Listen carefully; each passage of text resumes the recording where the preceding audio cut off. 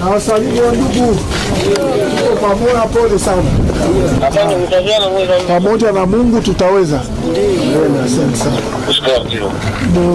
Muwe na kimya na usalama. Jeshi yenu na vijana wetu wazalendo wafanye kazi. Adui ende mbali, murudilie kazi yenu. Ndio iko natulisha sie Goma, kanya mkutumika hatutakula. Mungu atatusaidia na amani itarudia.